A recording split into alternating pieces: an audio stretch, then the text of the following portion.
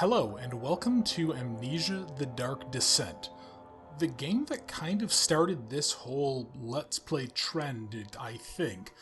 This is one of the first ones that I remember people just uploading videos of themselves screaming to and freaking out to, and really I think laid the foundation for a lot of channels to sort of become big. There's a couple of things I want to talk about on here. This is not going to be a blind playthrough. I have played the heck out of this game. I've played dozens of times. I've played tons of custom stories, and I'll be playing some here on the channel as well. And I'm actually going to probably talk a lot about some of the design elements of the game and just general other cool stuff that you get out of the developer commentaries. This is not going to be a scary playthrough. Just full disclosure right now. You want somebody who's going to panic and scream, you're not going to get it here. I'm going to pretty much know every puzzle and know what to do in pretty much all cases. So let's go ahead and get started with a new game of Amnesia: The Dark Descent. Start new game. So they did actually add in a hard mode option. What this does, enemies spot you more easily. It's harder to have stuff autosave, and if you do lose your sanity, you just die and it's a permadeath. So I'm not going to do that. I'm going to go ahead and just do a normal game. I've never actually beaten it in hard mode. That's really the only outstanding thing that I have, except for like the achievement for getting every tinderbox in the game. So let's go ahead and start a new normal game of Amnesia: The Dark Descent. And this is a really interesting game for a whole slew of reasons, and I'm going to probably talk to them about this after this introductory cutscene finishes loading up. So let's take a look first at the weird creepy sun symbol, which is some sort of upside down symbol with three things and a triangle around it, and it's crying. Don't forget, some things mustn't be forgotten. The shadow hunting me. I must hurry. My name is Daniel. I live in London at Mayfair. What have I done? This is crazy. Don't forget. Don't forget. I must stop him. Focus. My name is... I am Daniel.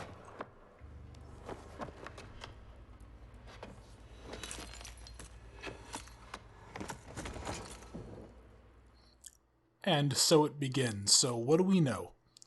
We are Daniel, we live in London at Mayfair, and we must not forget. That is the entirety of the story that we know so far, and we are trapped in a castle. And we had a good reason to forget. I'm going to try to avoid the spoilers for this game as much as I can, at least until we find notes that talk about them. So, yeah, this just goes ahead and gets started. A memento's added to our journal, so yep, we do have Jace. That gives us three things here. We have notes, diaries, and mementos is actually going to be sort of our objective screen, so follow the liquid trail and find its source. Now our liquid trail is this pinkish stuff here. We also have an inventory, which is pretty straightforward here, so obviously we have access to our journal again.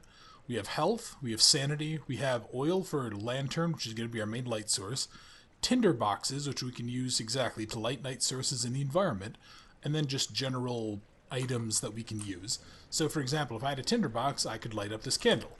Not going to worry about that right now, but we're now coming off of this weird whatever it is that Daniel drank, and we're going to find out more about that in the future.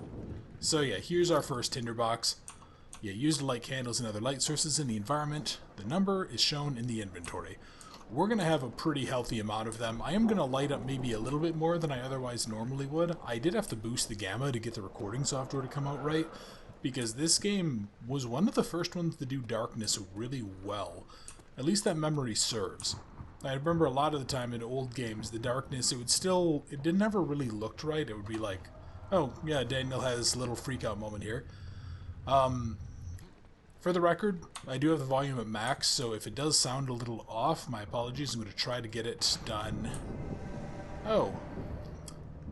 Yeah, and this is the front gate, I believe, and something doesn't want us to leave. But yeah, I'm going to try to get the audio fixed up as best I can in post. So, yeah, a few things to note as well. You'll hear that Daniel is kind of breathing a little bit heavily. Well, actually, I'll talk about that in just a second. So when you are wandering around, you can actually interact with objects. So I was able to open up this door when we were walking around. This was the second to last thing when Daniel was talking about his name and where he lived. And then he ended up here. So anyway, The other things that's going to happen here is we have sanity. And that goes down depending on certain events that occur. So, for example, if I go in here, this area is fine. Nothing really spooky happens, nothing bad happens, we're okay. But other areas, or if these doors blow open, anything like that, Daniel's not going to like it, because Daniel is severely afraid of the dark. And there's a word for that, and I want to say agoraphobic, but I don't think that's right. I don't think it's like noctophobic either. It's something else. But yes, Daniel is severely afraid of the dark because of some events that happened to him prior to the events of Amnesia. So yeah, we're going to go on here, and for some reason, that chandelier is swinging. And we can hear screaming in the background. There is some pretty bad stuff that happened in this place, and we'll just slowly get to find pieces of it. If you are watching this and for some reason you've never seen Amnesia, congratulations, you're one of the only ones. Oh, hello. That door just opened. Yeah, I feel like most people have somehow seen this game or have played through it by now, but regardless, if not, I hope you enjoy, and I'm sorry this is probably not going to be the best way to experience this firsthand. This was one of the scariest games that I had ever played for a very long time. I remember when this came out, I think in 2010, right around Halloween. And for the longest time, I didn't really like horror games. Horror games to me were always just jump scare fests, or just never really anything great. You know, it would be stuff like Resident Evil 2, which at the time I'd only played on an N64. And that was just kind of a lot of jumps and a lot of just kind of gory violence. I didn't really know what good horror was until I played this game. So this is going to be an example of night events, or of just random sanity events. When standing in darkness, our sanity drains, and if we turn on lights, then our sanity will stop draining, and it'll actually slowly recover a little bit at a time. Same with our health up to a certain level. So if our sanity does reach a 0 point, in this version of the game, it doesn't kill us. What happens is Daniel collapses. So the other children cheered him on, his name voiced in a steadily rising pace, urging him to do it. Am I really doing this? The young boy thought, and struck his victim with a rock. These stories here are a certain individual's recollections of childhood, and apparently they will actually change depending on the events that you do in the game. Witnessing unsettling events will reduce your sanity, that is correct, and there's going to be another one coming here. Let's go ahead and see what happens. And yes, cockroaches. Daniel also took away from one of his trips a severe dislike of cockroaches. Oh yeah, and this was the game that also, so obviously the Penumbra series prior to this did it, but this is the game that a lot of people remember adding in, like, grabbable physics objects that you can then rotate around, or stack around, or throw around. Because even stuff like, what was it, Half-Life 2, you could still technically pick stuff up, but you really couldn't rotate it or play with it or do anything like that. I will also say, that particular event, I think that's as far as I got the first time I ever did the hard mode of Amnesia, and then I died right there because I lost my sanity. I don't like how they did the hard mode, so unless they've patched it recently, because there's a lot of events like that that are just completely unskippable. And there's just nothing you can really do about them. You have to walk down certain corridors, and a door is just going to blow open, and bam, insta-hit to your sanity. And that's not what I wanted. And you can see now, my sanity is that head is pounding and hands are shaking. And the problem is there's only 4 tiers of sanity loss. There's crystal clear, which we were at, and then just after those couple of events, the second stage would have put us at, I think it's a slight headache, and then the third stage is head is pounding, hands are shaking. Also, here's our lantern. That is our special friend, and that's going to give us our main light source. And this is a pretty good lantern, all things considered. It's about as effective as the glow stick in previous frictional games titles. Let's go ahead and do that. And I do actually know a friend of mine who somehow missed this when it fell down, and I don't really know how you could, but regardless, it made fun of her enough. So let's keep on moving on. Let's go ahead and see what else we can find. This is, yeah, I mean, it's still kind of amazing. It doesn't look, how do I want to put it? It doesn't look like a top-tier game or anything. You know, it's still, you can very clearly see the limitations, especially because frictional games likes to write their own engines as well. So, like, you know, these rock textures aren't particularly well done, but there's so many little details and such that you can find in these games, and they're just so good. A good chunk of this is probably just going to be me gushing about this game. Oh, hey, look! Oil. The lantern drains oil when it's turned on. So, yep, you can see that there. It's similar to the light bar that we have for the flashlight. I'll just go ahead and put it. I want to say that does about a quarter, if you're lucky. And we're also going to find occasionally large oil jars to allow us to fill up the lantern, and those will actually randomize depending on how much stuff we have.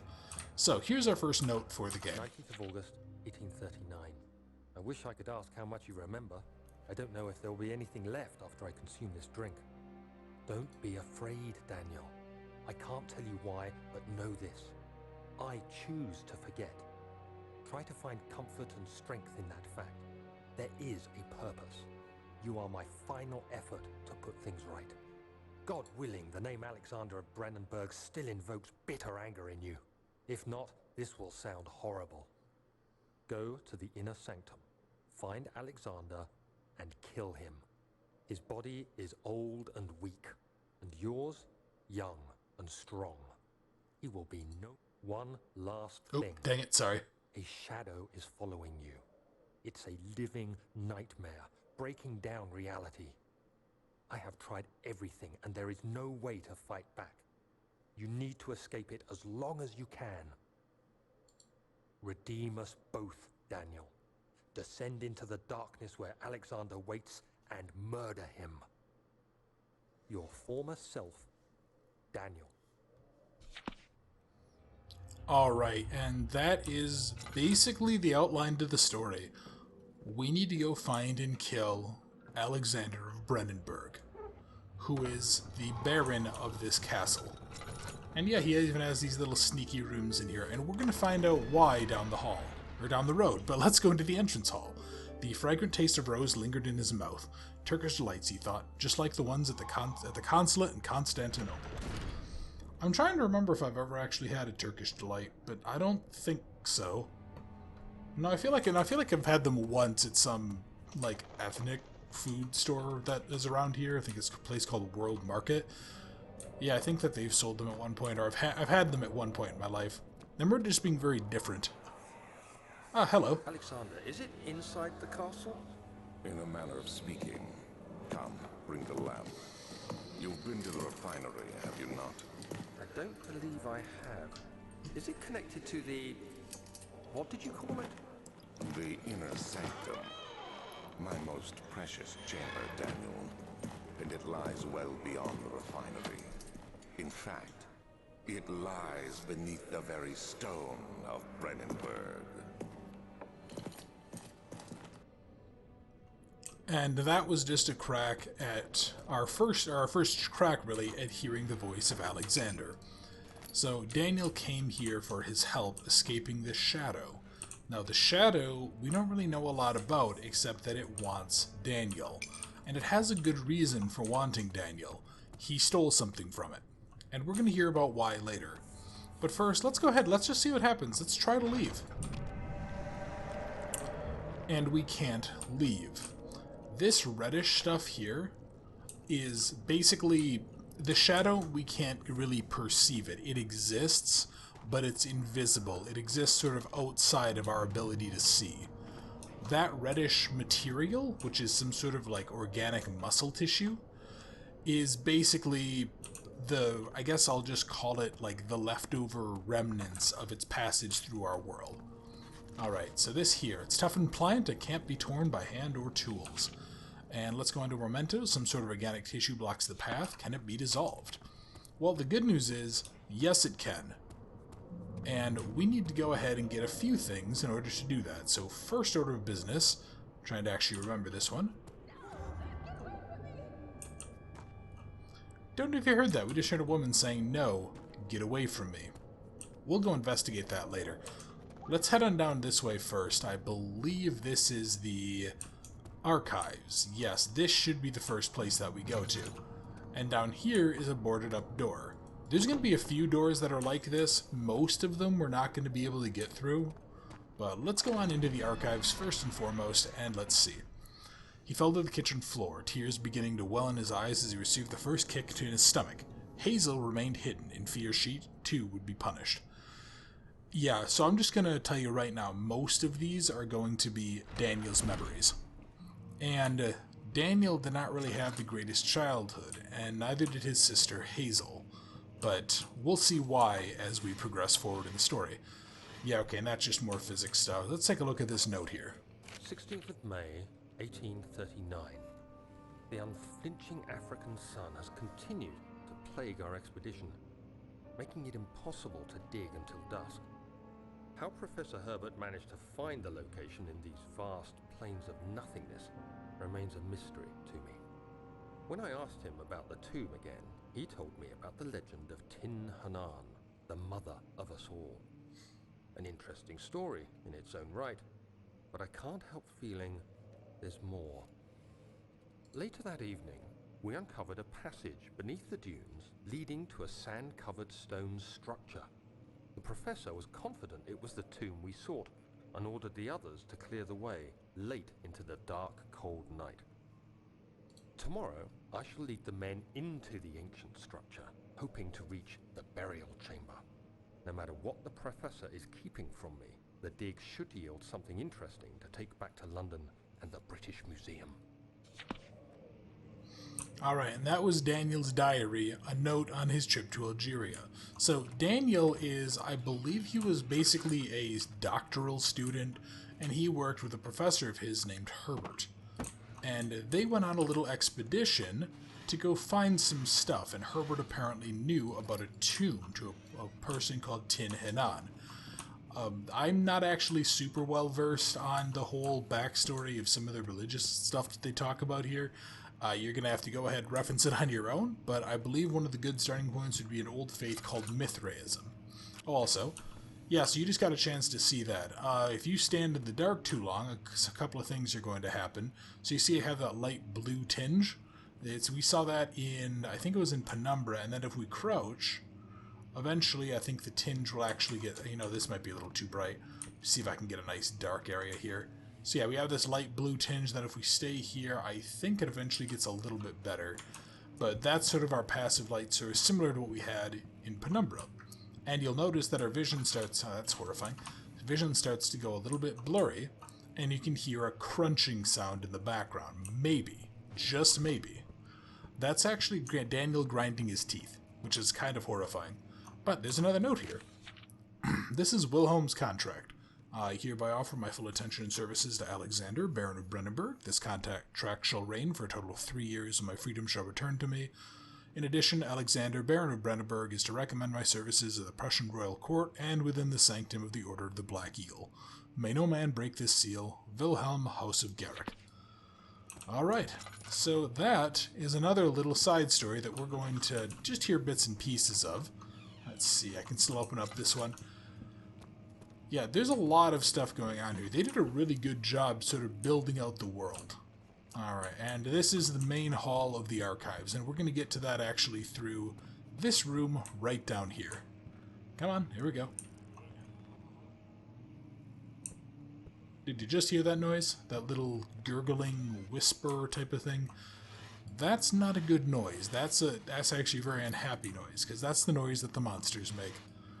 Alright. I am going to be checking a lot of these things here. I don't recall most of the locations. Like, I don't think I could make you a map that said exactly what's in every single drawer just by playing this game a lot. So until I get to a point when I'm pretty much, I have about 30 of these and maybe 6 or 7 oil jars, then I'll stop caring as much, because I just want to make sure I have as much oil as possible right now. I know a lot of people, when they end up playing this game for the first time, they tend to run out pretty easily, and I don't want this just to be completely dark while I'm playing it, so I am actually going to try to light things up and show you around. Alright, so here's another note. 17th of May, 1839. My hands tremble as I write. I feel a need to document my tribulation, for I fear that my memory will fail me if I linger. Today, I took some men and ventured into the dark, ancient passage we uncovered. Our torches burned faintly in the murky air as we slowly made our way underground. The men were superstitious and fearful. They argued loudly, and I felt their strange language getting to me. I mustered my strength and yelled at them to continue down the slopes and broken steps. The crudely carved passage confused me. It looked much older than the 4th century structure we had expected. The twisting path emerged into a great antechamber. The walls were lined with statues unlike any I'd ever seen. Despite their unearthly quality, I felt a strange familiarity toward them, which haunts me still. At the far end of the chamber, a great slab of stone sealed off whatever lay ahead. I gave the order to raise it, and as I pushed through the narrow space, the heavy stone suddenly dropped, sealing me inside. I was trapped. So Daniel did not have a very good experience exploring this hidden tomb wherever he was. I'm going to go ahead. So these things here, yeah, occasionally when you do that, if you just pick them up or if you throw them on something, they just shatter and they just do sanity damage. You can see, actually, I've actually picked up some health, or some sanity health, because I'm about down to a slight headache, and that's the I guess, hello. Yeah, that's the tier 2, I believe. Yeah, that's the second tier of damage that you can take for that. Now, let me go ahead. Oop, hello. You'll notice there's some piano music playing. We'll go look at that in just a second here. I mostly wanted to run it inside because I knew that there was a chest that had some stuff in it. Also, I will point out there's these kind of funny chests here. Now, this looks like it should be something that you could open up and, like, scour the inside of. This is just decor. These are just trick chests. They don't do anything. Anyway, let's go ahead and see who's playing that lovely tune, shall we? Come on down. Let's see. What is in here? Nothing at all. And this, it won't open. It's locked. That is the local history. Alright. And we actually do have a lean button, but nobody was playing the piano. Can we play? We cannot. The piano doesn't like us and doesn't want us to play. Okay, well, let's go ahead and continue on. We now have to head on down this way, and Yep, we just heard another noise, and we need to find our way forward. We need to find a way into the local history room. Alright, just got some more oil, that's good. And let's go ahead and take a really quick look around here. So one of these rooms I think has, yeah, I think it's this one, is going to have a flashback. So let's go ahead and just go into here. Was this it? Yeah. Much of the castle is old and hasn't been tended to for centuries. When the shadow arrives, it won't take long until things start falling apart. We're just buying time anyway. Let's do what we can. There isn't much to be done about the wars. We should reinforce weak structures. The ground will tremble and there's a risk everything will cave in on us, especially downstairs. Here, and there. Let's get the servants working on it.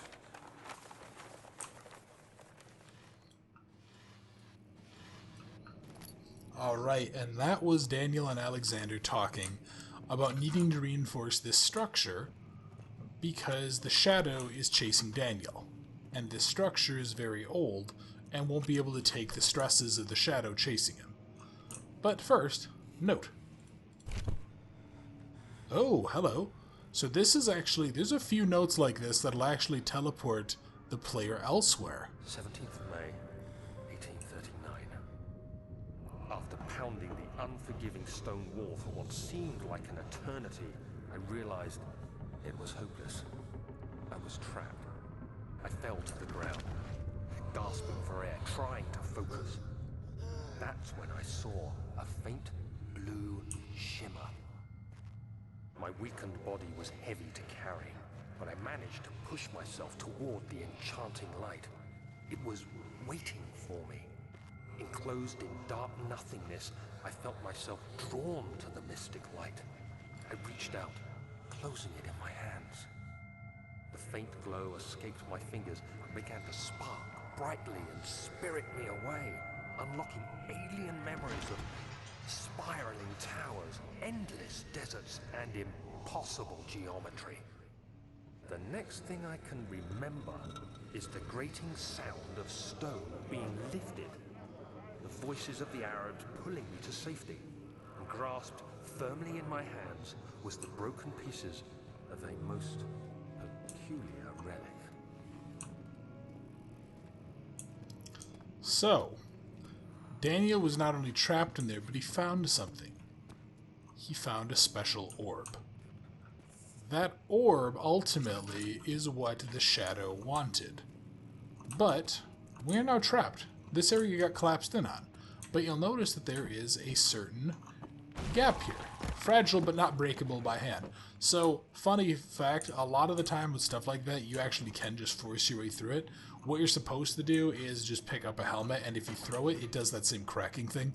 Also, whenever those little blue flashes pop up in the game, what that is that's actually like a puzzle You solve. have to be swift when you activate the first one. You hear that? If it stops, you'll have to start over. Isn't all this a bit excessive?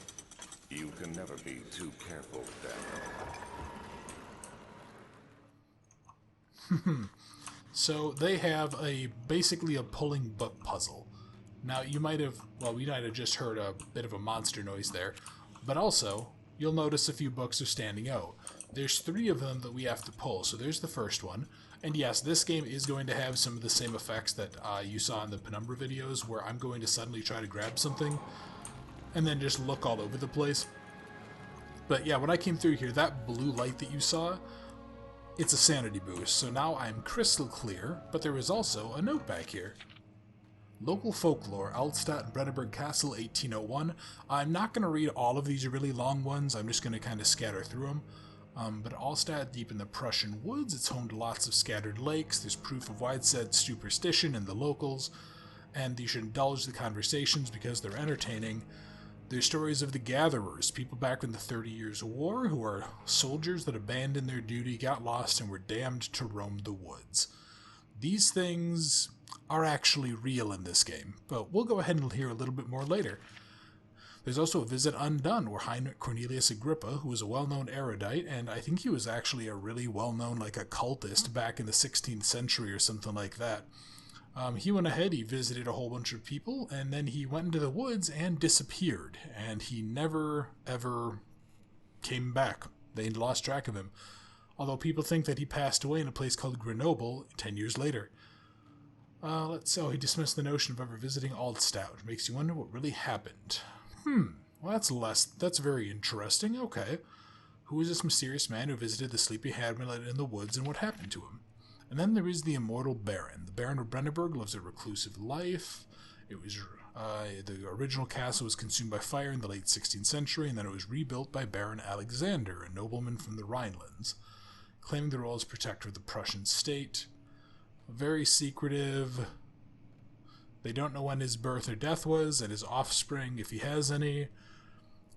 And yes, this has fed the idea that the Baron is the one insane who came from the west over 300 years ago, lived through the time of occupation, and joined the Order of the Black Eagle. So there's more than a little bit of truth to that, and we're going to see more and more as we carry on. Let's go ahead and actually open you up quickly. And there's a couple of things that I want to do. So first there's a key, and that key is what I need to open one of those doors in the main hall where we have to dissolve the acid. There was a doorway that was locked. There was also this, which has nothing. Make sure there's nothing else hanging out around here, see if there's anything. And then, well, first let's grab the note. Now let's see. Wilhelm and his fools have endangered my research. The sheriff is looking out and killing his servants. And he needs to lock them up, and the wine cellar will be sealed off until the matter is handled. Either the king's men leave or they starve. Okay. So, obviously, Wilhelm, or whatever you pronounce it, I don't actually know. I think it's Wilhelm. Apparently his people weren't as careful as Alexander wanted, so he had to kill them off. And let's grab the key. That is the wine cellar key. And now this door is broken open, which isn't good. Now, under normal circumstances, we would go and hide in a closet. However, there's not going to be anything out here, which is not going to be fun. However, if we look right, there's our first look at one of the monsters. And it disappeared. Some of these monsters aren't necessarily there. But let's go really quickly. Let's check around. I want to see if anything popped down. Maybe there's going to be some oil or a tinderbox or anything, but nope. Haha! I wanted to go ahead and show that off. That actually is a really funny little just jump scare that a lot of people end up missing because they remember that this area is sealed off with a cave-in, so they never go back there.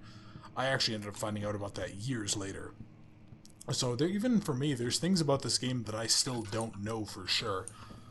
And one of the things that I like about this game so much is its complete HUDlessness. Yeah, I'm gonna just head on out because there's nothing else out here, and all it is it's just spooky noises that are trying to unnerve you. The stone slab looked like a safety measure. It wasn't meant to be moved ever again. Yes, that is related to Daniel's little storyline. And, yeah, so we just took a little bit of damage. This fleshy stuff here, that is the shadow still chasing Daniel. Alright, so now we need to head on down. And we need to go, because we have the wine cellar and the laboratory. We need to head on down to the wine cellar. But what I'm going to do is end this video here. Next time, we're going to head down to the wine cellar, and we're going to go look for a few ingredients, and we're going to see what exactly happened to Wilhelm and his men. So, thank you for watching. I hope you enjoyed, and I look forward to seeing you next time.